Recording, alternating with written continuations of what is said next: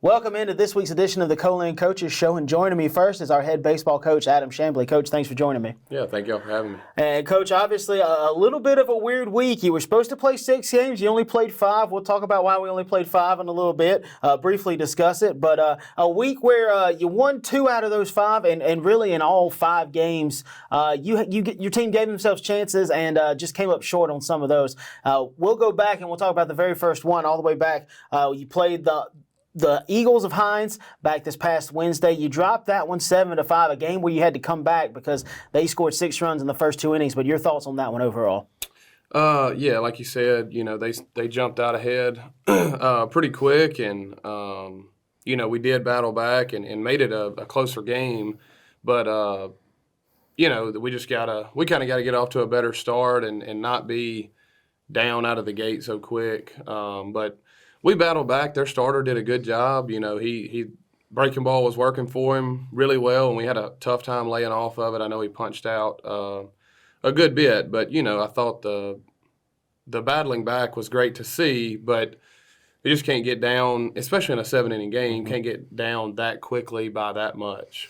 And so you look at the box score on this one. They scored 4 in the first, 2 in the second, and then didn't score again till the 5th when your guys had already scored 1 in the 4th, 1 in the 5th. 1 in the 6th, and scored 2 in the 7th. And really, what kind of hurt was in the 7th, you really got things rolling. You've already scored, I believe it was 2. You'd already scored once, and I think you had 2 on with 1 out, and then there was a game-ending double play. You had a run score on that, and that's where you get the 5th run from. But I think it really stings that it ended that way because, man, you guys were rolling. You really were feeling good. And then to have it end on a double play knowing you had the chance to possibly tie it or take the lead probably adds a little bit more sting to that one. Yeah, it does for sure. So you also look at the box score. You only had 5 hits, but J.D. Weed had 2 of those. Brentley Berry had 1. Hagan Combe had 1, and Sam Cook had 1. So probably not the greatest day from the bats, but they did wake up kind of late, and that's kind of why you saw the late surge out of your guys. Yeah, and then I'm sure we'll get to pitching, but I thought Lucas Harrington's outing out of the bullpen, he gave us a shot to even possibly come back and make it a ball game or to win the game because he pitched so well out of the bullpen. So I was really happy to see that. And we talk about the pitching right now. You started Caleb Flynn. He gave up 6 runs, all of those earned on 8 hits, 1 walk, 3 strikeouts. I think one thing for Flynn, if you look at it though, we talked about the thing about it is he's going to get outs. And a guy like that who's going to get outs, he's probably also going to give us some hard contact, and that's just what it was. I don't think the guys really were throwing it around the yard or anything like that. They were just hitting the ball and hitting it to where our guys weren't, and that's why you saw 6 runs in the first 2 innings. Yeah, and I can't recall for sure, but I think there were almost a couple little jam shots that got over the infield. Some that were like, man, that's just kind of tough luck. Right. So one of those things that you hate when it happens against you, but you love when it happens for you. Absolutely. So, and you alluded to it. Lucas pitched very well. 4 innings out of the bullpen, 3 hits, 1 earned run, and 3 strikeouts out of him. So a game where you look at it and go, yeah, we didn't get the victory, but there's some things we can take from that one and really learn and grow from those. But you look at your game later on that day, and this is one, you really circled this one. You had 2 this week that you really can go, we let these slip out of our hands. We had these, and we let them get by, and this is one of those. Unfortunately, against the Bears of Southwest, you dropped this one 8-4 in extras. You got all the way to the 11th. You're only supposed to play, I believe it was 7 in this one. You got all the way to the 11th.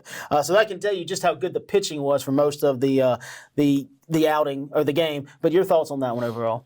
Yeah, it was obviously a tough one, hard-fought game. I thought both teams competed their tails off. We kind of jumped out on Southwest a little bit. They kind of threw the ball around some in the first inning, and we scored 3, I think, in the first, but just wasn't able to extend that lead just a ton and, did some things, a couple mistakes late, that hurt us. And like you said, a tough one to swallow, but, they threw 2 of their best arms. They threw probably their 1 or 2 guy as a starter, and then they threw their best bullpen arm against us. So, we faced the best guys they had, which are both really good arms. So, that's obviously why they were able to kind of keep the game where it was, even though we did put up the 3 spot. But, it was a tough one swallow, especially against a rival. Right. And you look at that one, you said it. You scored 3 runs in the bottom of the first, and you're feeling really good. Southwest scores 2 in the third, 1 in the fourth, 1 in the fifth, and took a 4-3 lead. And then you had the Wolves scored 1 in the sixth. You tied up the game, and then neither team could really get anything going in the seventh, and really didn't get anything going until the 11th inning, and that's kind of where everything, you don't want to say fell apart, but Southwest scored 4 in the 11th, and our guys, unfortunately, I think got a couple of base runners there. I'd have to look at everything, but, had some opportunities, got a leadoff double, actually, and then 3 straight out. So, the last inning started really well, and unfortunately just wasn't able to follow it up.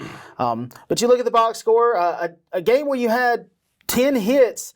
Brentley Berry had 2, Tucker Jones had 2. Those were your only multi-hit guys, but you got hits from Braden Bankston, Spencer Wilson, Hagan Combe, Jordan McKenzie, and Reese Thomas. So you had guys who contributed all over the place. So as a coach, you got to feel good. Despite a loss, you had 10 hits, and you didn't have just like 3 guys have 3 hits each or anything like that. Right. Yeah, and I think the thing that you mentioned Reese, he had the big double, I think, is what tied it to get us to 4-4, which was awesome to see for him.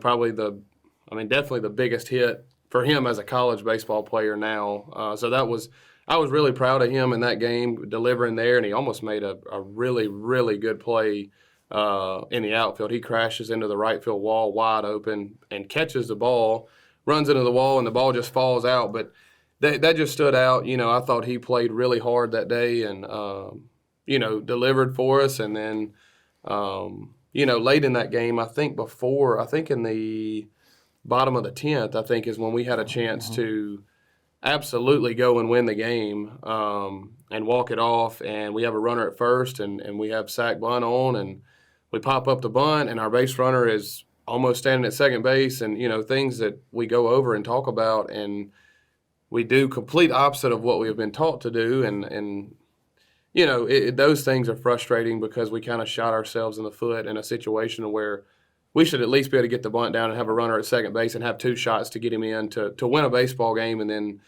we go from that to, giving up 4 in the top of the 11th. So it was it was a tough one for sure. I think you had a couple of unfortunate plays in that 10th inning. You had that, and then you had the situation with J.D. Weed where he hits the single. Yeah. I honestly thought he did leg it out into a double. They said he overslid, and the guy maintained contact and caught him out. So you look at that. If you're able to get the bunt down and J.D. gets that base hit, it's probably a walk-off base hit for JD, but unfortunately it didn't bounce that way for the Wolves. And in the game of baseball, you got to take the good with the bad, and unfortunately that's just one of those bad happenings and bad bounces. But you look at the pitching, and I think you would say you got good outings from both of your guys. Yeah. Kobe Galat started this one 7 innings and a no decision, gave up 4 runs, 3 earned on 6 hits, 2 walks, 6 strikeouts. So Kobe did what Kobe does. That's what we're used to seeing out of him. And then Jaden Duncan comes in and really did what you asked him to do. Maybe that last inning may have been a little bit too much for him. If you have to do it over again, maybe you take him out and you go with someone else. But hindsight is 20/20, as we like to say. But you look at it and not a terrible line from J Dunk.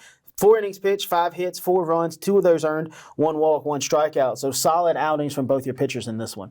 Yeah, you look at those 2 names, and they're guys that we count on all the time. So anytime they throw, those are the 2 arms you throw in a 7-inning game, you feel like you got a shot. Mm-hmm. And we did have a shot. We just didn't execute. We didn't execute when we had to, and we got to figure that out. Yeah, you look at it, and technically Kobe pitched a complete game. Right. If you win that one in regulation, he gets a complete game victory in that one. So again, one of those you look at it, you circle it, and go, this is one we got to learn from. We got to figure out what we did wrong and be able to improve on that one. But then you jump ahead. You played the very next day because of some rain coming into the Baton Rouge area. You play a doubleheader against Baton Rouge over at their place, and you win game 1 7-3, a game where you had to come from behind technically because they jumped out early. But your thoughts on this one and really, I thought it was great seeing the guys rally and really explode for a big inning and then carry it over. Yeah, I think we swung the bat really well in that game. Maybe several multi-hit guys, but yeah, it was just good to see. I felt like we kind of dominated the game in a sense, or just played well enough to just go and beat them. So that's always good to see when you just roll out there and plan A works, which is, hey, man, see ball, hit ball, and all that lines up, and you don't have to worry about too much of the other. So, yeah, really, really happy to see that. So you look at the box score, and as I mentioned, Baton Rouge jumps out early 1-0 after the fourth inning, but then the guys fired out for a 5-run fifth, and then you never really looked back. Yes, they scored one in the fifth and then one in the eighth, but at that point it was 7-2 already because y'all had scored 2 in the sixth, and that you could almost say that run in the eighth really didn't matter. I mean, maybe they got a little momentum, but your guys were able to slam the door. And you look at the box score, Tucker Jones, Sam Thomas, both with 2 hits each. And then you had 6 guys with 1 hit each, that being Hagan Combe, Jordan McKenzie, Rylan Hemphill, Braden Freeman, Spencer Wilson, and Isaac McClinty. So guys that we haven't got to talk a lot about this year yet also produced for you in this one, and I think that's got to feel good too, especially, when you look at, like, I think it was Braden ended up getting maybe the last RBI, one of the 2 in that inning, and Braden hadn't gotten a lot of playing time, but to see him make the most out of the playing time he got has to feel really good as a coach. Yeah, that was another cool thing to see. Freeman comes off the bench and I think swings at the first fastball and hits it through the 6 hole, and that, and then Isaac producing, and just kind of having to go to some guys right now with some, a couple injuries and things like that. But, I mean, anytime those guys can step up and provide what we know they can do, it's really good to see. And if you look at this one, you're going to circle it and go, have a day, Andon Bolin. Yeah. Andon Bolin is the story of this one, delivered a career-best outing since he's been here at Co-Lin. Got the start, pitched 7 2/3 innings. I really thought he was going to get all the way through the 8th and maybe even push it to the 9th, see if he could get a complete game. But 7 2/3 innings, 5 hits, 3 runs, only 2 of those earned, 1 walk, and a career-high 9 strikeouts. So, and I was able to watch it for a little while because we were playing basketball here as well too. So wasn't able to watch the whole thing, but got to watch a little bit of it. And it really looked like, from what you could see on the stream, it really looked like Andon was dealing and really was pitching really well in this one. Yeah, like you said, I mean, it's the best outing he's had this year, no doubt. Which he looked like what we've know that he can do. I've said that a couple times with several of our pitchers, that the capability's all there. We just got to get a little more consistent and have more of those outings than not. But yeah, I mean, he looked really, really good, and that was really good to see for us. And then you turn to a guy in D. Morgan. This is a guy we've talked about a couple of times. He's been roughed up a couple of times, but this one and the one we're going to talk about soon looked really, really good, really, really sharp. I thought you called on him in a little bit of a tough situation. I think I had some runners on, and he was able to really deliver for you and slam the door. Yeah. 1 1/3 innings pitched, only 1 hit given up and 1 walk. So a solid stat line from D. Morgan in relief. Yeah, he's another one that's, and we'll talk about it, but he's turning the corner for sure and starting to figure this thing out. So, that's the thing with freshmen, that it's the first time they're going through a lot of this stuff, and not to be too easy on them or make excuses for them, because they do, it is college baseball and they have to figure some things out. But it's going to take them a little while, But once they do figure it out, then I think some of these guys are going to really, really be able to help us. So, and then you fast forward to the next game. Now, this is one you look at and you circle and go, we absolutely let this one get away. You got a big lead. Baton Rouge was able to come back. You dropped this one 10-9. Your thoughts overall on this one, and really, you don't want to lay it all on one thing, but you really got to go, bullpen. Right. We maybe got to get a little bit better out of our bullpen than what we got out of this game. Yeah, I mean, we're up 9-2 in I guess the bottom of the 6th. We just got to get 6 outs and we win a baseball game, whether it's, a 9-8 win. At that point, you really don't care. Let's just win the baseball game. And obviously the last 2 innings, we weren't able to get those outs before they got, to the 10 runs. And, we didn't have our best. And, I mean, they earned it some. Right. We didn't. I think we only walked 2 guys in those 2 innings and hit 1 hit by pitch. So we gave them a couple things. I can't remember if we made any errors in those innings. 1 error. Yeah. 1 error for the whole game. So okay. But yeah, I mean, they started to swing it a little well, but I know that both guys that threw, they didn't quite have their best stuff. It's like I've told some of them, at this level, throwing strikes is great as a pitcher, but throwing strikes is not the goal. Like, getting outs is the goal. Like, if if we stand up there and throw strikes all day, but we give up 15 hits, then that's still not the goal. So we got to find a way to get outs and get a little more swing and miss stuff in there. And you kind of tip your hat. I don't know how I don't remember how the first two guys got on the 3-run homer off of Barr, but he gives up. They run into a fastball when it's 9-6. They run into a fastball and hit the 3-run homer to tie it up 9-9. And obviously, they're going nuts at that point. They're right back in it. It's a new ball game, and it just kind of takes the wind out of you. And which we continued to play, but it just, I don't know. It was one of those you just kind of sit back and go, "How, man? Like, we got to be able to pitch with a 7-run lead. We have to be able to get outs and finish a baseball game." And but that is baseball. That's the thing. There's no clock to run out. There's no you have to give the other team all of their opportunity, and they made the most of them in those last 2 innings. Right. You look at the box score. You jumped out to a big 4-0 lead after the 3rd inning. You scored 2 more in the 4th. That made it 6-0. They scored 2 in the 4th, 6-2. 2 more for the Wolves in the 5th. You're up 8-2. 1 more in the 6th, and you're up 9-2 as you alluded. 6th inning is where they scored 4.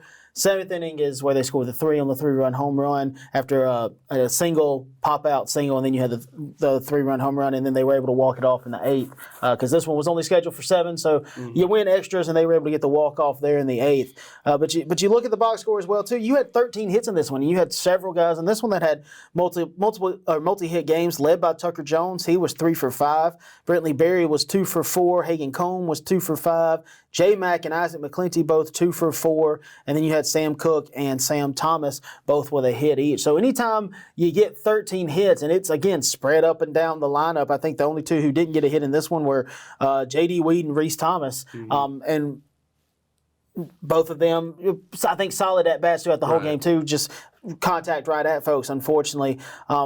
So, anytime you get 13 hits, as a coach, you're thinking, man, we're going to win this game because when you get double-digit hits, it should equate to some wins. Yeah, it's obviously tough to see there because, that's the thing, too. It felt like our game. It almost felt like our day, all day. I kind of told Coach Stewart, Coach Benson that, like, man, everything is gone. In a sense, you're almost thinking everything's almost gone too smooth. Because we did kind of control the day overall, and it felt like, man, we're going to get out of here with 2 wins. We have it, and then it just, bam, then we don't. Yeah, and I think the thing that probably will sting a little bit worse is the game where Connor Pittman started, and Connor pitched very well. 5 innings pitched, 3 hits, 2 runs, both of those earned. A little higher on the walk side. I think you'd like to see him 4 walks to 6 strikeouts. That's not the numbers you're used to seeing out of him. You used to see him a little bit higher on the strikeouts, a little bit lower on the walks. But, after watching them at the plate in the games on Sunday, I can see how they would draw some walks because they are very patient batters, and they make you earn those outs. Judson Griffin, a kid that we've talked about here lately, has pitched really well. And this one, he got a little roughed up. 1 inning pitched, 3 hits, 4 runs, all of those earned, and 1 walk. And I think he had a hit by pitch as well, too. And then Wade Barr takes the loss, unfortunately, in relief. 1 2/3 innings pitched, 6 hits, 4 runs, 3 earned, 1 walk, 2 strikeouts. So, again, a great line from your starter. Yeah. Not so great lines from your bullpen guys, but again, guys that you've seen what they can do, and we've all seen what they can do. They're very capable pitchers and capable of getting out of those jams. It's just a day when it just didn't go their way. Right. Yeah. And I'll say, Pittman didn't have his best stuff that day, and he's not going to every single time. And he didn't. But the thing is, we scored 9 runs, so we should any of our pitchers should be able to compete with a 7-run lead and find a way to win a baseball game. And so we didn't need Pittman to just be lights out, right. Because we provided enough offensively. And I felt really, really good about going with Judd and Wade because, you go to a lefty, back to a hard-throwing guy to end it. And, and they have had good outings recently. And they're not going to have great outings every single time either, but we do know that at the end of the day, you got to find a way to win that baseball game, whether it's them on the mound. It doesn't matter who's on the mound. We got to win the game. Yeah. So, like I said, one of those deals. Yeah, baseball definitely a game where, as a coach, you feel like you absolutely pushed all the right buttons. And you and I have talked about this several times. You push all the right buttons, and you can still lose. And that's just baseball, unfortunately. It's baseball is the one team sport where not always the team that's got the best athletes, the better athletes, or the most athletic is going to win it. On paper, they should every time, but hey, baseball is baseball, and weird things happen in baseball. Yeah, it's a crazy game. So, and that kind of feels like that game. And we'll go forward to this past Sunday. This is one that it got a little weird, especially at the end. Yeah. But we'll talk about that in a second. But you look at this one, a 7-6 win, and first, just your thoughts on the game overall. Yeah, I guess, did we jump out first? It looks like you did. Yeah. Well, we trailed 6-2, I think, right? And bounced back. Yeah, so I thought that was awesome to see our guys do that. Just kind of the opposite of a couple games we talked about before, and finding a way to lose those. We found a way to win this one. So that was, kind of just complete opposite of what we did earlier in the week. So that was really good to see. Just glad that we had a chance to win the game. You look at this one, and we did jump out early, 1-0, scored a run in the bottom of the first, and then Baton Rouge scored 2 in the third. Wolves responded with 1. It's tied 2-2, and then they scored 2 in the fourth, 2 in the fifth, and they're up 6-2 as you mentioned. And then in the sixth, scored 1 in the sixth, then you make it 6-3. And I think Shane Easterling and I were talking, our PA guy. He was like, the bad thing is both teams have scored. Have scored in 3 innings apiece. Unfortunately, Baton Rouge has scored 2 in theirs, and the Wolves have only scored 1. Right. But then the fourth inning happened, and that's kind of where I think they made a pitching change. Our guys really jumped on that guy, and I think things just kind of snowballed, and you were able to score 4 in that one. And then you carry it on through the 8th and the 9th. We'll talk about the end of the game here in just a second, but we'll talk about the box score first. You look at it, you get another game where you got a double-digit kind of hit game, had 11 hits, multiple guys with multi-hit games. Tucker Jones, Sam Thomas, Hagan Combe, Christian Cameron, all with 2-hit games. You had J.D. Weed with a hit, had a monster bomb in that game. I think that actually, that tied it in the third. We were down, and he came in and just first pitch just ripped it. Yeah. And everybody in the park knew that one was gone. Jordan McKenzie with a hit, as well as Riley Easterling. So, again, a game where up and down the lineup, you're producing. Yeah. And then you look at your starter or your pitching. Tyler Ferguson started this one. You don't want to call it a terrible line. It's not a terrible line, but it was not an efficient outing. I think if you when you looked at it as input and everything, he had 3 walks, 2 hit by pitches. So you gave 5 free bases. That's as a starter. That's not. I mean, really, any pitcher. That's not what you want to see. But really, out of your starter, 2 1/3 innings pitched, 1 hit, 2 runs, only 1 of those earned, 3 walks, 2 strikeouts. So again, a line. You look at it. It's not pretty. It's ugly. Yeah. But you feel like maybe there's some things that Ferguson can grow on out of that one. Yeah, he's kind of he's trying to figure some things out and kind of dealing with some things that he knows he has to work on. We talked about that, and he's going to get it. We've seen him help us in the fall and know exactly what he can do and the kind of talent that he has.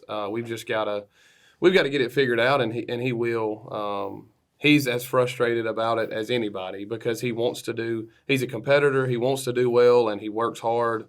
So we'll get him back on the right track. I know, talking to him before the game, he seemed really fired up, was really kind of locked in, and it felt like, his off-speed stuff he was able to locate a little bit, but his fastball looked like I don't want to say he didn't trust it, but it looked like the fastball. That's the pitch he's trying to figure some things out with and things like that. So and you've got to feel knowing when he figures that out, Tyler's going to be really good at this level. You can see it. It's just got to all come together. And you got to find a way.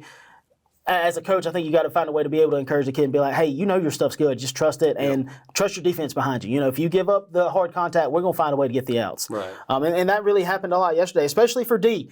D came in, gets the win in relief, 6 innings pitched, 3 hits, 4 runs, only 2 of those were earned, 1 walk, a career high 9 strikeouts for D. And there was that 1 inning he came in, they kind of scored. Then they scored that 2-run home run. But then after that, he was just lights out. Yeah. In the 8th inning, I looked up and he goes strikeout, fly out, fly out, I think it was, or whatever it was. He got 3 outs and only needed 8 pitches. And he was that deep into a run. I think he was at 90 pitches by the time, or 80 plus pitches when he got done with that. And anytime you're that deep in a pitch count and you're that effective, you love to see that coming out of the bullpen, especially from a kid who kind of struggled early in the year. Yeah. Like I mentioned, some of these freshmen are starting to figure some things out. And he's, after yesterday, he's obviously one of those.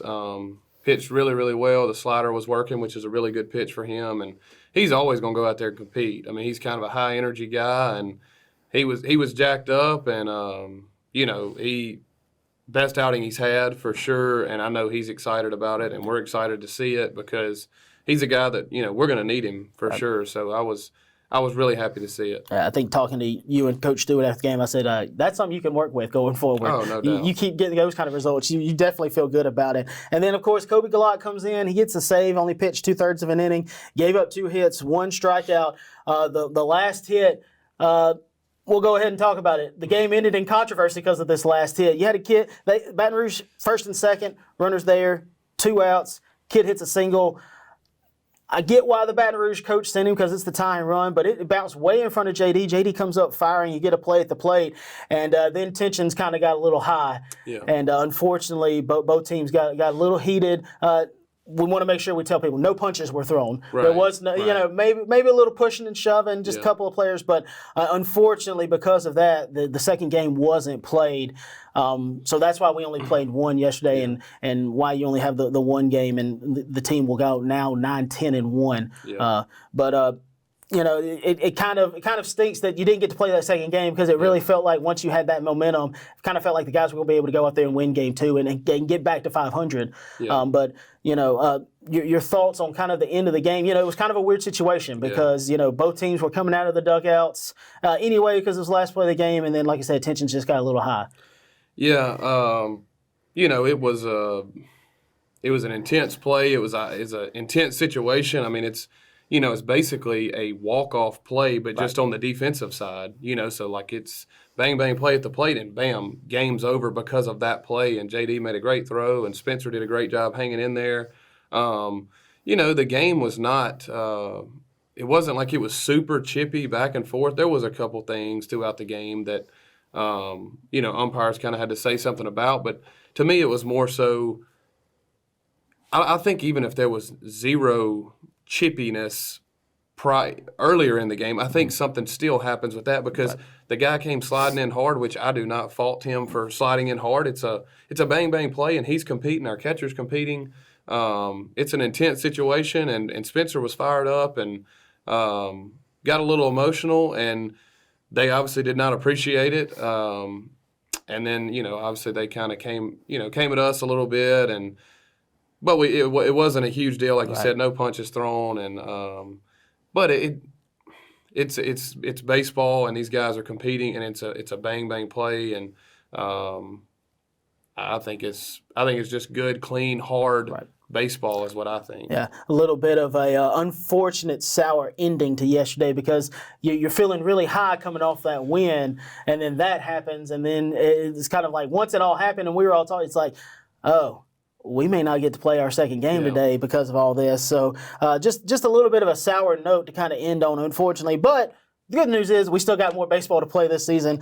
First one's coming up. You'll host a non-conference conference triple header, as we like to jokingly call them. You'll host the Bulldogs of Gulf Coast and the Rangers of Northwest. You'll play the Bulldogs at 11. Bulldogs and Rangers will play each other at 2. Then we'll play the Rangers at 5. What do you know about the Bulldogs and the Rangers heading into these? And then obviously by way of talking about these folks, we'll also talk about their first 2 conference matchups because we won't have a coaches show that week with it being spring break, school's out.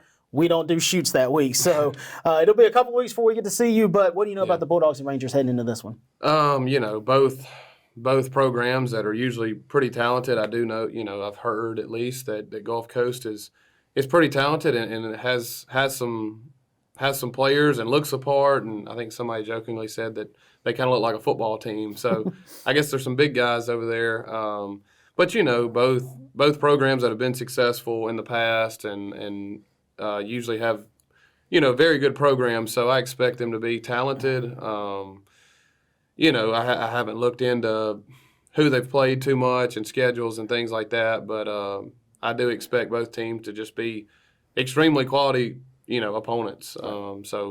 And like I said, it gives us a chance to see them. I hate that they get to see. I almost wish we could just see them before we play them in conference play. But we all get to see each other and play each other in a non-conference, and then, like you said, open up with Gulf Coast in conference play, and then have Northwest the next conference game. So it'll be a good chance for us to see, like, all right, what are we up against starting out conference play, and maybe who do we need to pitch against these guys? What are the best matchups that could possibly give us the best shot to win? So looking forward to be a really competitive day. Right, and I think I may have misspoke. I think I may have said those games were Tuesday. They were originally scheduled for Tuesday. We've now moved those to Wednesday because of weather. So if I said those were Tuesday, I apologize. They are definitely on Wednesday now. And then you look this weekend, you're going to play 2 dates as it stands right now, weather permitting.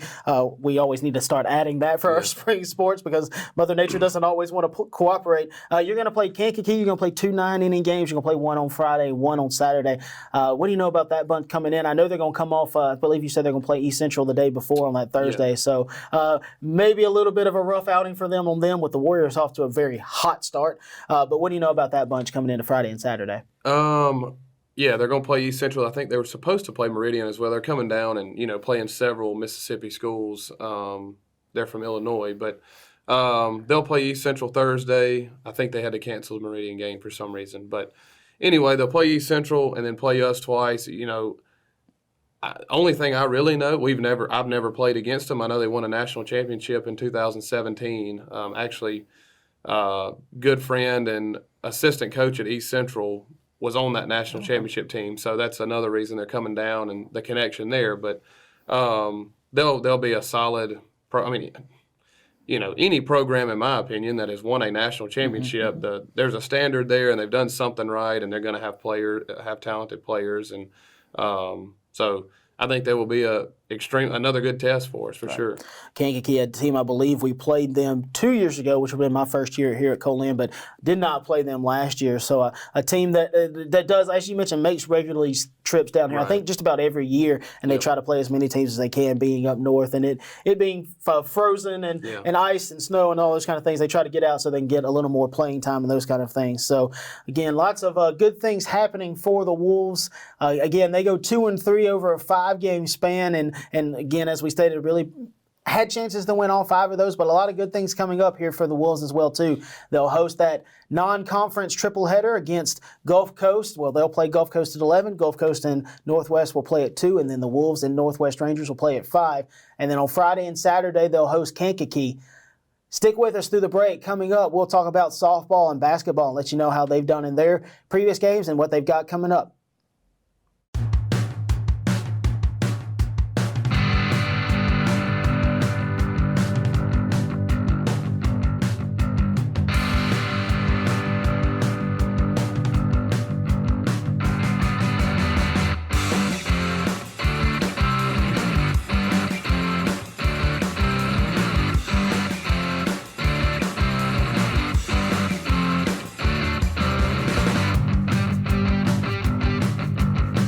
Welcome back in. Thanks for sticking with us through the break. And joining me now is our head softball coach, Coach Malia Howard. Coach, thanks for joining me. Glad to be here. And before we get started, I want to let everybody know if you hear anything in the background, it's storming today. So we got some weather in the area. There might be some thunder in the background, but we're going to work through it. And don't let the noise effects bother you too much. But, Coach, obviously a week where the girls went 3-0. You had 3 really good wins.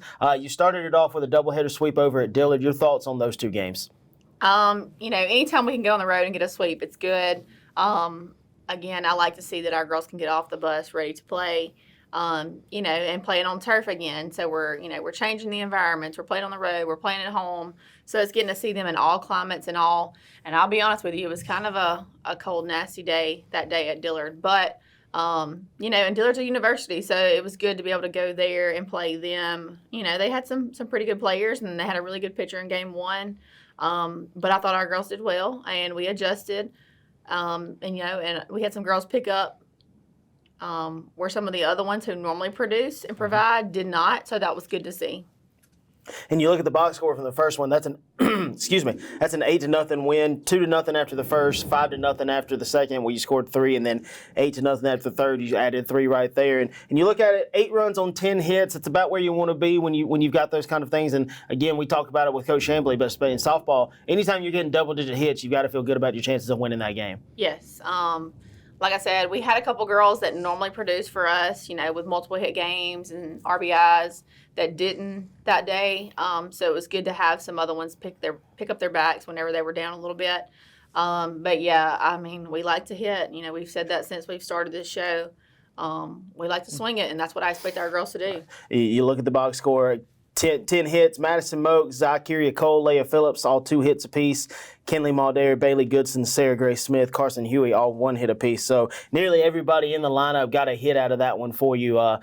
So that again, as a coach, that's something that you love to see, I know. And then you look at the pitching as well too. Kara Biswell gets the start, and this one goes 4 innings, 3 hits, 1 walk, 5 strikeouts. And then you bring in Carly Rouse for an inning, and she gives up no hits and 1 strikeout. So a solid outing from your pitching staff as well in this one. Yes. Again, anytime we can use multiple pitchers and get them all out there, it's a great day.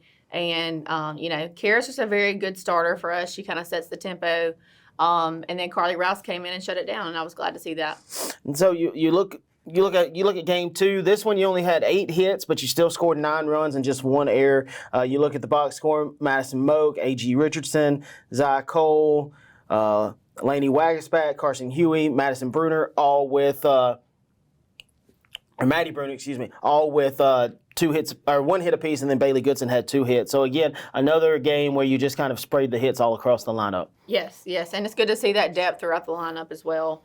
So a good day. And then you look at the pitching. Carly Rouse, she started that one. You kind of let her continue her momentum from the first one. 1 inning pitch, 2 hits, 1 walk. Lainey Wagaspat came in, gave up 2 hits, 3 strikeouts. Emma Kate Femiano gets the win in this one because she technically is the most efficient reliever in this case in a 5-inning game. That's kind of how you have to rule that one. 2 innings pitched, 3 strikeouts. So I think a very effective outing from your lefty reliever and from the whole staff in this one. Yeah, again, multiple pitchers. And, Lainey's a sophomore, but Lainey's a timely type of pitcher. And I was really proud of Carly. She got the start, kind of set the tempo again for game 2. And then Emma Kate Femiano, I was proud of her. She is a lefty, and, she's starting to find herself, and she had a lot of confidence on the mound, and she was shoving it, so I was proud of her. I think for those at home watching, if you're wondering if lefty pitchers are a little bit of an oddity, they're even more rare and odd in softball than they are in baseball. And everybody who follows baseball, you know how rare they are in baseball. You don't see a lot of lefties in softball. I think in the years that I've been involved, maybe 5.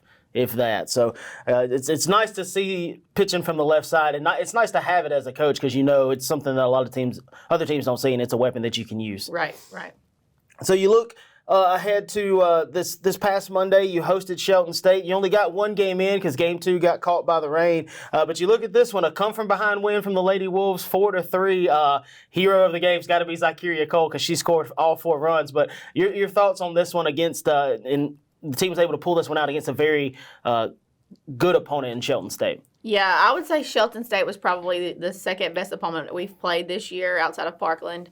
Their pitcher was definitely keeping us off balance. She was creating a lot of mishits. I was a little bit frustrated with us to start the game because we weren't having good at-bats, we weren't barreling balls up, and we weren't stringing our hits together. But as the game went on, we were able to adjust, and Zy come up with a huge 3-run home run to take the lead.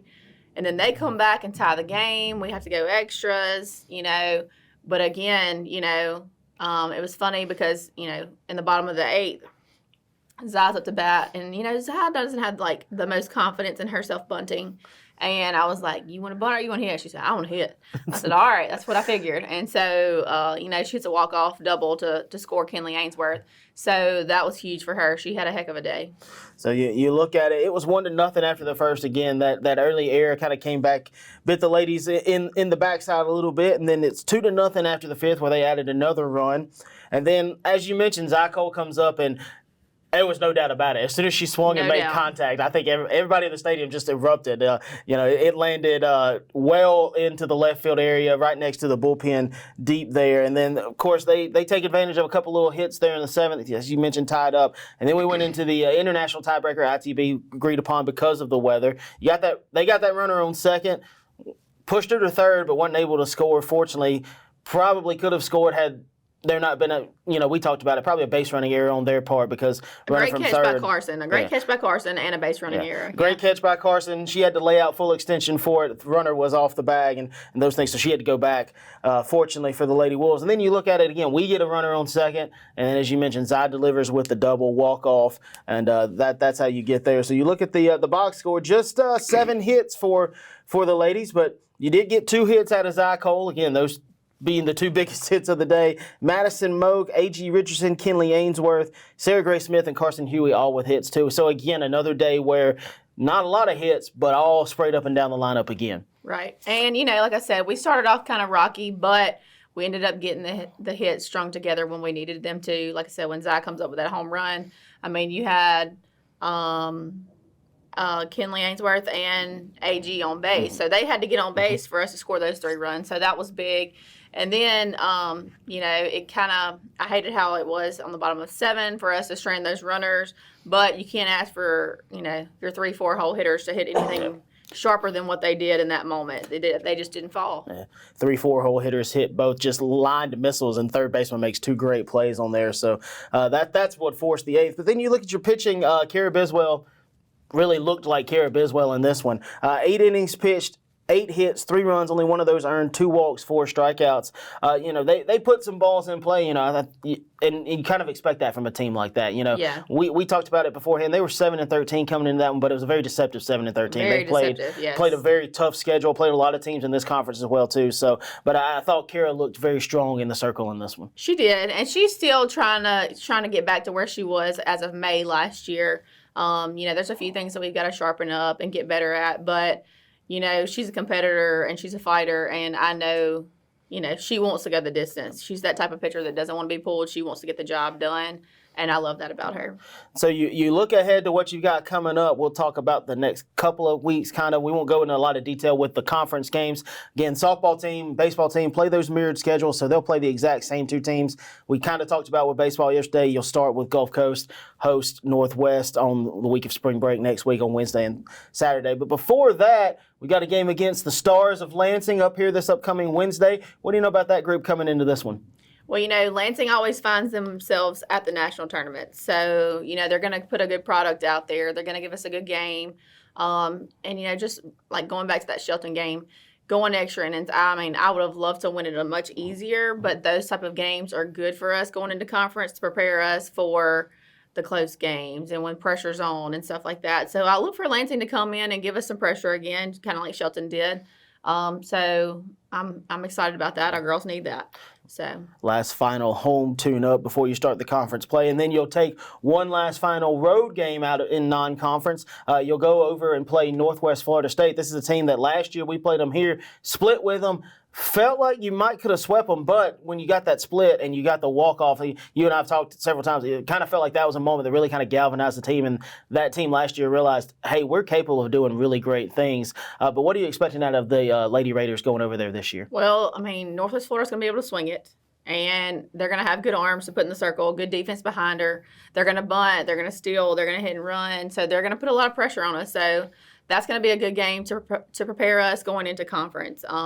And we're going to them, so, we're going to go down a little bit early, have a little beach time, and let the girls stay in a hotel on the beach, and then we're going to play them, and hopefully that prepares us for Gulf Coast on Wednesday. If I'm not mistaken, Coach Andy Lee and the Lady Raiders national runners-up last year. Yes. So, again, that indicates the kind of quality of opponent you've got on the schedule. Not many teams can bolster, hey, we have 2 national runners-up on our schedule this year. Co-Lin is one of maybe one this year. So lots of good things coming down the pipe for the Lady Wolves. Again, they go 3-0 this past week, sweeping Dillard, taking Game 1 against Shelton State. Game 2 got rained out, unfortunately. Lady Wolves will be back in action against Lansing this upcoming Wednesday. Game times have been moved. Right now, we're at 2-4. Could possibly be later because of the weather in the area. Stay tuned to all of our Co-Lin Athletics social media. We'll get you all that information as soon as we have it as well, too. And then they'll go on the road, face off against Northwest Florida State, and then we'll have the opening of conference play against Gulf Coast and against Northwest, both of those games at home on Wednesday and Saturday. Of course, we'll have all the information for you. We'll actually have the conference games streamed as well, too. So looking forward to our first couple of streams. I'll be on the call for those as well. Stick with us after the break. We've got all the action coming up for basketball. Lady Wolves and Wolves coming down, only have one regular season game left. Find out how they did in their last two after this.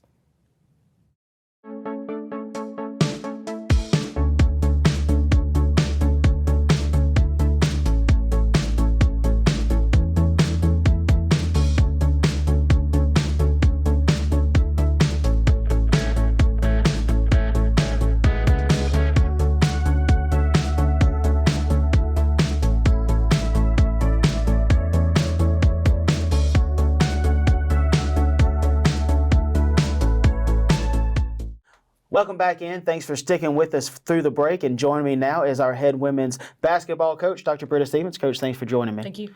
And Coach, obviously another week where you went 1-1. You defended home court. You dropped one on the road. We'll go back to the home game, the rare Leap Day game this year. You got to host the Lady Bulldogs of Hines, and you got a big win, the biggest margin of victory you've had all year, 78-48. Your thoughts on that game?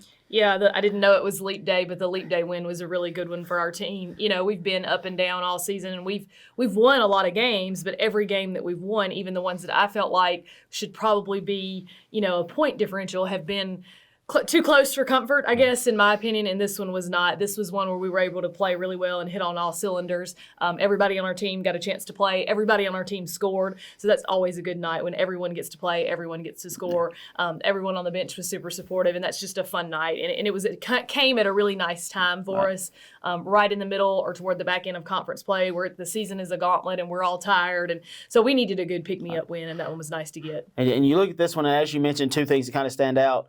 You already mentioned that everybody played, everybody scored, but I think the other thing is like you got to avenge that early loss we talked about in January, a game that you would say up and down, you should have won that one. You had it won until the fourth quarter, and in this one there was no slip up. Y'all just you just kept going. Team didn't take their foot off the gas, and as a coach, you got to love to see that you were able to look at a team that beat you earlier in the year and say, yeah, you beat us earlier, but we're a different team now, and we're going to show it. Right, and that was, you know, when I went to the locker room after the game we celebrate every win, and that's what you're supposed to do. And one of the kids looks at me, and she's like, I don't know why we're celebrating, I'm mad. And I was like, well, why are you mad? And she said, Coach, we should have beat them in January. And I said, yeah, we should have, but we didn't, and we can't go back and change that. We won this one, and we won it at the time when it mattered. Right. It mattered in conference play, and like you said, look at the growth from when we played them in January when we should have won the game, and we played absolutely terribly, to now where we were able to beat them by 30. You know, I think they were playing better basketball at that point, too. I think they've had some injuries and stuff. And like I said, the conference season will wear on you. It is a tough conference. And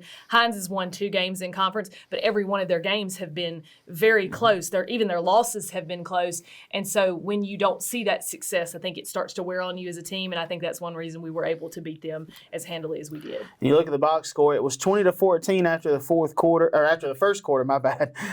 Then you add 23 onto that, you're up 43-30 at halftime, and really they only scored 18 points in the second half combined. Y'all outscored them by 35, so you almost outscored them 2-1 in the second half. And really, I think that's an indicative of how far apart two teams really kind of felt. You know, when you're able to say, you look at the second half and go, when both teams are getting tired, we were still able to outscore them nearly 2-1. That's a good sign for you. Well, and I think it's also indicative of the depth that we have, because we were able to take people out of the game and put other substitutions in there, and we were able to continue to push the lead and continue to grow the lead and play well. And, you know, we have some freshmen who don't get a lot of minutes, and that's unfortunate for them, but that's college basketball. That's how it works. But even in this game, they were able to get some of that collegiate experience, and they were able to be in situations they probably haven't been in before because of the way our season has gone, and that was very helpful for them moving forward into their sophomore year. Yeah, I think another big thing that really stood out to me, this one, we've talked about the record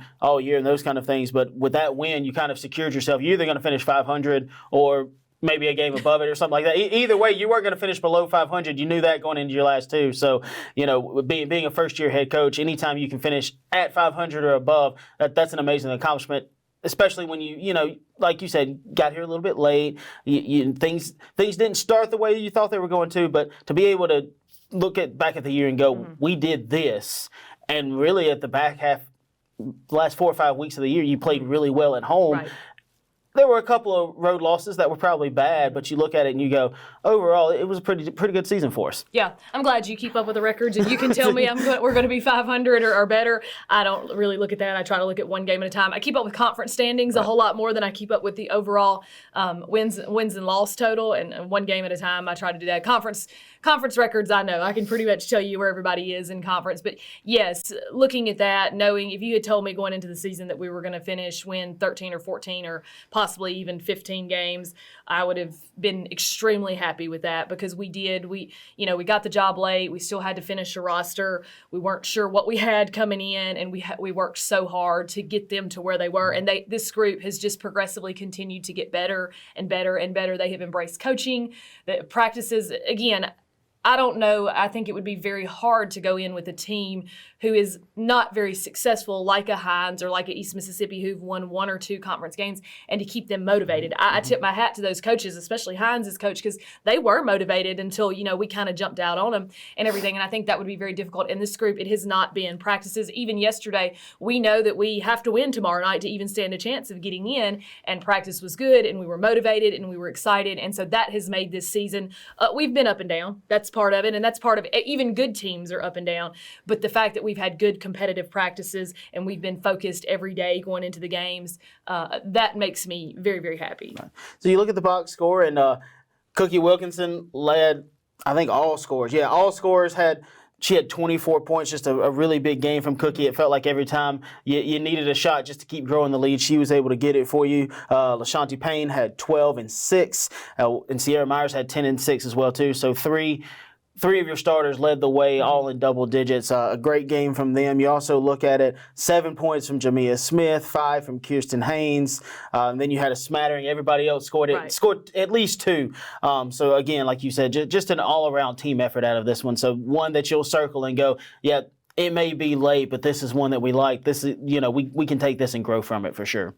Yeah, and I thought, Cookie Wilkinson, she's the one player on our team who really embraces that idea of we've got to have a basket, give me the ball. We have other players who can go get a basket, but sometimes they shy away from that, and she really embraces that. And she didn't necessarily have to do that as much in the Hines game because the margin was so large, but she did that. I looked down the bench, and when we were up 20 or however many, I'm trying to save our legs. I know the season is long. I know we're tired. LaShanti Payne is a kid who's had shin splints all year, and she has fought through them and not complained. And I kind of walked down the bench and I sit down for a second, which doesn't happen very often. And I said, look, y'all are probably finished. I'm probably not putting you back in there. And she looks at me and she goes, Coach, can I go back in? And I was like, I don't know. I don't want you to get hurt, whatever. She was like, but I've never scored double digits. I've never scored double figures. I want to score double figures. And I said, all right. So I walked down there to you and I was like, hey, how many does she have? And when you told me she had 12, I said, I'm sorry, but I'm shutting you down. You got your double digits. I just could not afford to let her get hurt in that game because I knew how important I knew the Itawamba game was going to be tough, but I knew how important the Meridian game moving forward was going to be. Right. LaShanti, a player who, you love to see that out of a player, realizing, hey, I've got an opportunity, let me go seize it. She's playing so well, she didn't even realize that she had already done it. So, just a lot of good feelings in your second to last home game. But then you go this past Monday, you go on the road. Itawamba, we talked about, unfortunately, saving the hardest road trip for last in terms of distance, and it just didn't go the Lady Wolves' way. 78-51 in this one. Your thoughts overall on it? Well, it is a monster road trip from here to Itawamba, and Coach Sanders and I, as we were trying to plan the week and talk, we knew how hard it was going to be for both of us to go. It's a 5-hour drive that far on a bus and be successful. Itawamba's gym, in my opinion, is by far the nicest in the league. They have one of the best atmospheres in the league, and that's a little different than what our kids are used to. It is very collegiate. And so we knew that was going to be an obstacle going in anyway, even when you have your best teams or your best years, just to get on a bus and drive 5 hours and try to win is hard. We did not play very well. We came out of the gate very slow. We could not score. They came out of the gate hitting on all cylinders. In my opinion, Itawamba is extremely talented. In my opinion, I think they've got the chance to make a deep run in the playoffs. I think they've a little underperformed in the conference play, and I think they're very good. They've got 5 that are good, and then they bring 5 more in, and I'm like, and that's what Coach and I were talking about. I said, who scored it? And when we were looking at all region and voting and stuff from Itawamba, I don't remember who scored for them because they were so well-rounded. They had so many different pieces that were good. I thought we were extremely poor on the defensive end. I thought we did an extremely poor job of blocking out and rebounding, and I thought we turned the ball over way too many times. And that's what I told them after the game. I said, even despite the 5-hour road trip, that was an obstacle in itself. But then when you turn the ball over and you don't rebound and you don't guard and you give them easy opportunities, that makes it even harder to win the game. You look at this one, and really, if you take away the first quarter, the rest of the game is fairly even, but the first quarter is probably the biggest difference. They outscore you 24-9 in that one. And anytime, we've talked about it several times, anytime you have to try to make up that large of a hole coming right out of the gate, even though you have 3 quarters left, it's just really hard to make that up. Now, you did match them in the second quarter, both 18 there, but it's 27-42 at halftime, the Lady Indians' way. And then you had 24 in the second half, they had 36. 18-14 in the third, 18-10 in the fourth. So again, second through fourth quarters, very close game scoring wise. The first quarter really was the big difference in there. And you look at the box score. Sierra Myers led the way, 16-4. Cookie Wilkinson 13-3. Those were your top 2 scorers. So again, those 2 have done what you've asked them to do all year. You know, you look at C, and really she's a little bit of a matchup nightmare for a lot of folks because she can stand out there and make that jump shot, even deep jump shot, almost to the 3-point line, but then she can also go in and post up and has some really good post moves as well too. And I think C was able to display that all game. Yeah, and you know, in this game I say, and I did feel like we played poorly, but looking back on it, the third quarter, we played really well in the third quarter. In fact, at one point in the third quarter, we cut it to 6 points, and we forced them to call timeout, and then we just had to expend so much energy to get there. We weren't able to get over the hump. But, yeah, Sierra Myers is a very versatile player. I think she's been playing some of her best basketball as of late, and we need her to continue to do that. She is kind of a matchup nightmare. She doesn't love to play with her back to the basket as much. She would rather face and take, and that's okay because she's an undersized post kid, but she does have the ability to step out. She has a really great ability to put the ball on the floor and beat bigger defenders. And so that makes her extremely valuable for us. Cookie Wilkinson, again, she had a good game. I thought she got a lot of steals and was able to get some baskets off of that. You know, those 2 and Ashanti Fleming have kind of been our 3 leading scorers. And then we've sprinkled in there, you know, Jamia Smith gets double digits every now and then. Mila Harbor can get double digits. So having that balance is a big deal, and that's what helps us be successful. So you look at your last regular season home game. It's coming down the pipe pretty quick. You'll host the Lady Eagles of Meridian on Thursday, March 7th. It'll also be sophomore night or day for both teams. You'll honor six members that are sophomores. I had to stop and think there for a second and count in my head, but 6 members who are sophomores. That'll happen in between games. And, you know, last regular season game, it's always a little bit of a special one. It's a little bit bittersweet, I think, too, because, you know, you're saying goodbye to 6 sophomores who've contributed a lot. And a couple of them, even in just 1 year, they've contributed a lot. But what do you know about the Lady Eagles going into this one? Well, you know, sophomore night will be a very special night, and we want it to be.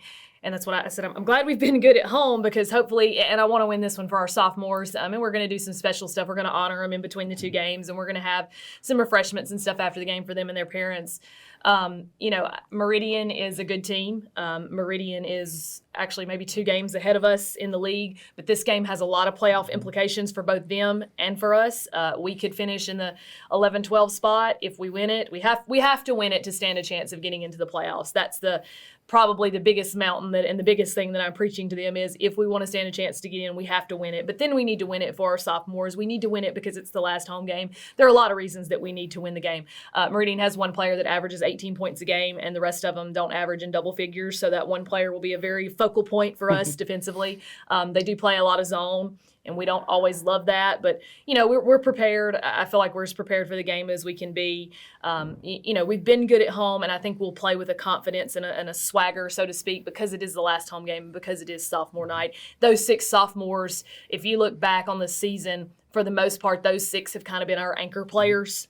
You know, and so that's why I'm very confident going into Thursday night that they will play well and we will play well against Meridian. All right. Lots of exciting things happening here, even though it's the last one. Still lots of exciting things happening both this past week and coming up. Again, the Lady Wolves will host the Lady Eagles. It will be sophomore day for the Lady Wolves and Wolves. They'll honor their sophomores in between both games. Again, the Lady Wolves drop the game against Itawamba on the road this past Monday and then beat Hines at home last Thursday.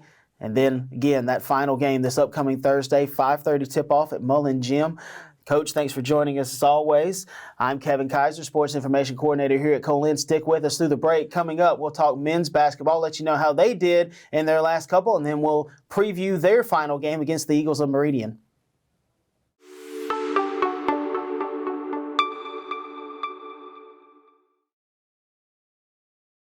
Welcome back in. Thanks for sticking with us. And joining me now is our head men's basketball coach, David Sanders. Coach, thanks for joining me. Thanks for having me. Coach, obviously a week where you go 1-1, you get a big win at home, and then you drop one on the road. We'll talk about the home game first. Get a big 20-point win, 81-61 over the Bulldogs of Hines. Your thoughts on that game? Well, I thought the guys came in, played a really good game. Hines is a pretty good team. We had a battle with them down there on their home floor, and I thought late in the game we kind of just dictated the pace, kind of got us to play with, we got them to play the way we wanted to play. I thought Ishmael Rashid did a good job shooting the ball, keeping us in the game early. And, of course, Court closed us out. I thought Devin had his best game of the year, shooting, getting, I think 23 on 8 for 15 shooting. So, it's kind of a typical game. We want to be in the 80s, try to hold teams in the 60s and 70s. And, I thought that was, a really good game for us against Hines. Right, and you look at this one, and the first half was really kind of back and forth. Neither team really got too much of a big lead in that one, but ultimately the Wolves come out and hold a 1-point lead at half, 31-30, and the guys really kind of took that momentum, and that's when they really grew the lead. They really came out, had a big run to start the second half, really grew it out. Had a little bit of a delay in the game there late, 6 minutes left, and the shot clock got a little hung up on us. So I think I've told some folks that particular buzzer is now a sound of nightmares for me. So I'm hoping we won't have to have that one happen again. But guys ended up working through. You had to finish under some different circumstances, but you outscore them 50-31 in the second half, and that's really where the big difference was. The second half, as you said, we've talked. There's been some times where you guys haven't finished strong, but this was one where they really kind of kept their foot on the gas and really finished it out. Yeah, definitely. I was kind of looking at that, and I'm a guy that's been through everything when it comes to coaching and games and clocks and all kind of stuff. So, what I mean, to me, it's not a big deal. You had malfunctions in the Super Bowl a couple years ago. You know what I mean? The lights go off. Right. I mean, so that's on the biggest stage. So, I was trying to tell the guys just stay focused, stay locked in. And actually, we had the same kind of thing happen against this past game against Itawamba. But, you just never know what's going to happen. So you got to kind of prepare for that type of stuff. You got to kind of keep the guys loose. And I thought we did a good job of closing the game out. I actually talked to John from Hines. He said he probably affected his guys more than affected us. So you just never know. You can't call that. You can't predict it. But you got to be ready for anything. All right. And you look at this one, and you just mentioned it. Devin Carter led all scorers. Again, you said probably his most effective night. He was 50% from the floor, 26 points, 8 of 16 shooting, 4 of 8 from the three, and 6 of 7 from the line. 26 points. That's where you get those, 2 rebounds, 1 assist. So a pretty thorough game from Devin, not just scoring, but he was able to get some boards and some assists as well, too. You also look at it, Court Scott. Cortez had 16 points with 4 rebounds, 4 assists, 3 steals. So, another game, really kind of what you've come to expect out of both your guards. Sometimes it's Devin, sometimes it's Court, sometimes it's both of them. And in this game, you got a little bit out of both of them. Yeah, I got to kind of watch my words because I know for me, I tend to kind of tell the truth sometimes. A lot of people don't like that. But, Devin knows, we had this conversation, that he's not had a lot of great games this year like that. And I think that's something I credit the kid for because he takes accountability for it and he wants to play well. And he sees what happens when he does play well. Most of everything we do kind of starts and ends with him. And so he can be the difference on any given night. And he was on this night. I thought he had a great second half. And if he can continue to play like that, I think we can get in this region and make some big noise. You also look at it, Ishmael Rashid had 15 points.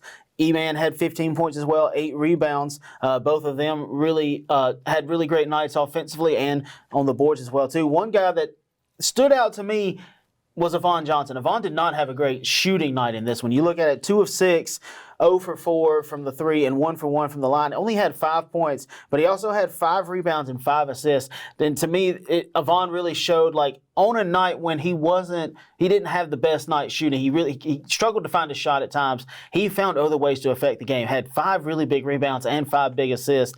That's something you like to see out of one of your sophomore members out of this team. Yeah, definitely. I thought Avon played a really good floor game.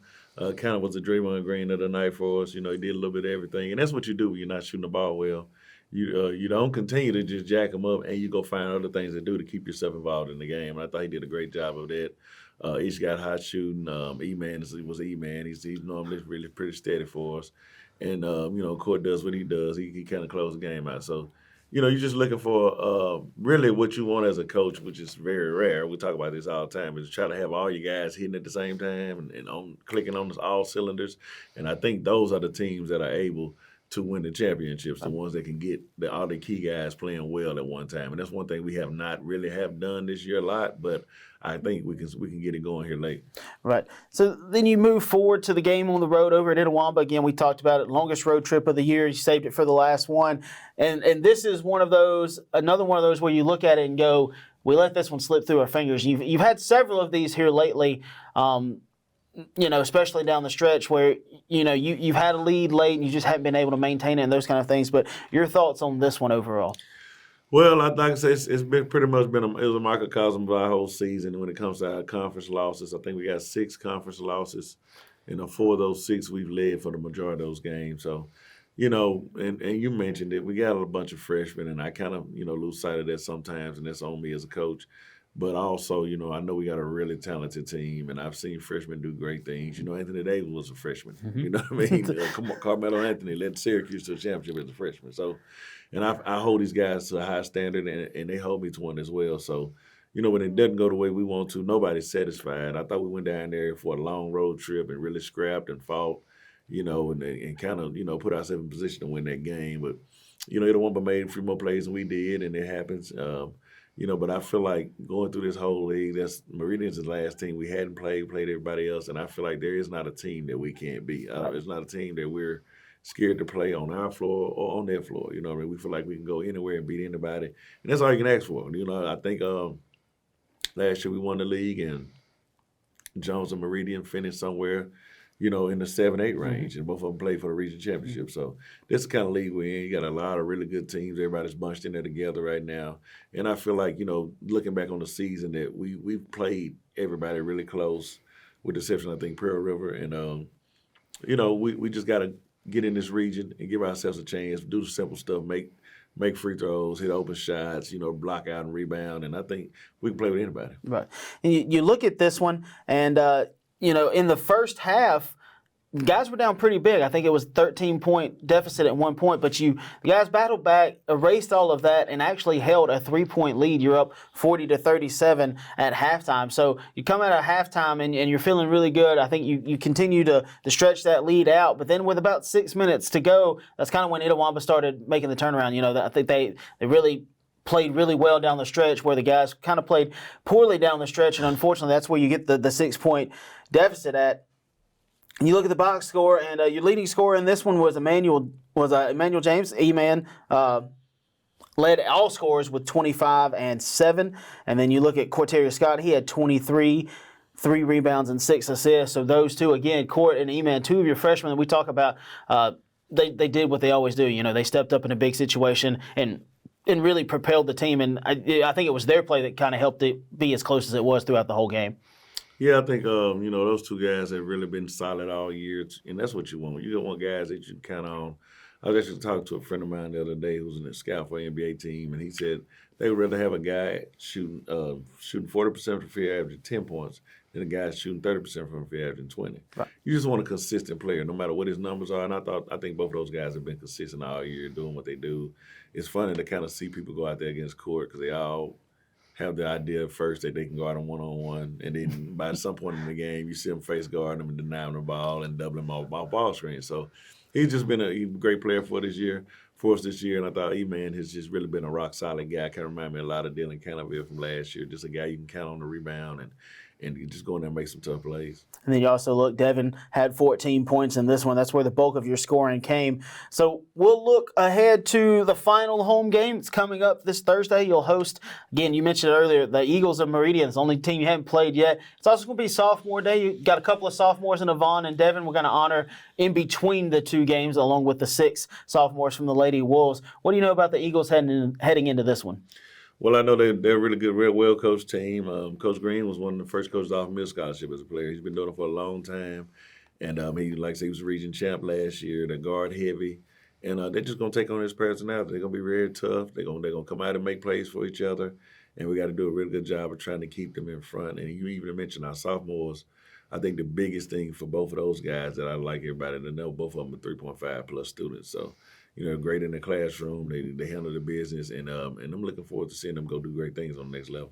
So lots of exciting things happening coming up. Again, when we were talking with Dr. Bridge Stevens, sophomore day is always a special day. But it's always a little bittersweet too. This year, not having to say bye to as many as we did the year before, but even having to say bye to 2 guys, knowing that this is potentially their last game in front of the home fans, it's just a little bit of a bittersweet, but a special day as well too. So we're excited about the game and excited about hopefully a long region run for the guys as well too. So when we come back from spring break, that tournament will be done. Hopefully we'll have you in. We'll get to talk about everything that happened there, wrap up the season as well too. Hopefully maybe talking about some national tournament trip as well too. So that will wrap up the men's basketball portion. Again, the men go 1-1 over the week, beat Hines at home, drop 1 to Itawamba on the road, and then they'll host Meridian for the final regular season home game of the year, final regular season game of the 23-24 season. Again, that action will kind of wrap up the week for the Wolves. We do have a baseball doubleheader. We talked with Coach Chambly earlier about that one. We do want to let you know those games have been officially changed. It's no longer Friday, Saturday. We'll have a Saturday doubleheader starting at noon. And if the men and women's basketball teams get in that region field, we'll have those games Saturday. The first round will be Saturday. Second round, I believe, is Monday on those. Stay tuned to the Co-Lin Athletic social media. We'll give you all that information as we have it. I'm Kevin Kaiser, the Sports Information Coordinator here at Co-Lin. We'll talk to you in 2 weeks. Spring break is next week, so no coaches show here at Co-Lin. As the students are out, we're going to take the break with them. So we'll talk to you in a couple of weeks.